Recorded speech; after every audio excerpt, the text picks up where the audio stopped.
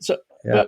but people have said when they've rolled with you that even when it looks like they're close to tapping you, you just find this tiny bit of space and you come out, or you can hit a submission from anywhere.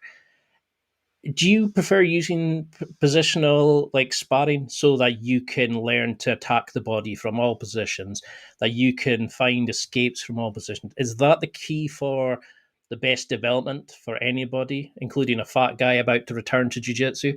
Should we be Yeah. using more positional sparring? To learn, yes. That's when you develop your skills, because the repetition of the same situation, at some point you will learn. So it's, if you practice the same sparring situation over and over again, and you can make the same mistakes over and over again, but at some point you will try to change something because it's Mhm. not working. For some people, it might differentiate how many times it needs to happen for you to change something. That's just numbers. But it's the repetition. If you're doing the same move, you're trying one escape. You tried the escape, it didn't work. You're gonna try the same escape, it's not gonna work.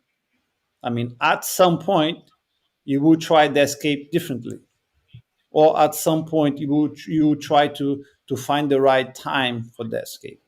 You're doing the wrong time, or you're doing something that's not working. So you always try to change something, and at some point, something will happen if you keep changing that you're gonna escape, and then you're gonna replicate that same movement, and that's when you improve. Now you're practicing the same escape, doing something different that is now is working. So that only happens with the repetition and of that specific situation, because the specific sparring, if something happens that you're out of that situation, you stop and you go back again. And you Yeah. out of the situation, you stop and go back again. So you keep going back to the same situation. So you get to try the same things.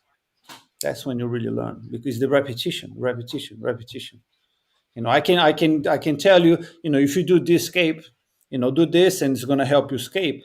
But then you got to practice, and practice just 5 minutes or practice once or twice is not going to make you learn that. You need to practice many times, many times, many times, until you start doing it without really thinking much.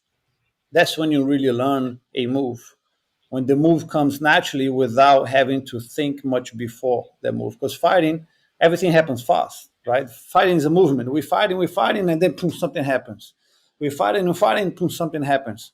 You don't have time to think much. What should I do now? With movements, you can't. It's instinct, and that's when comes. It's what's the name? You conditioning yourself at that moment to apply that technique, because you've done that dozens and dozens of times. So you're only going to do naturally without thinking, if you've done many times. That's why you need to repeat the same movement over and over again. Then it's like body memory.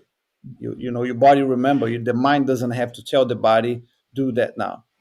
Because if the mind has to think and then tell the body to do it, too late. Now we're moving out of, now we're no longer in that position.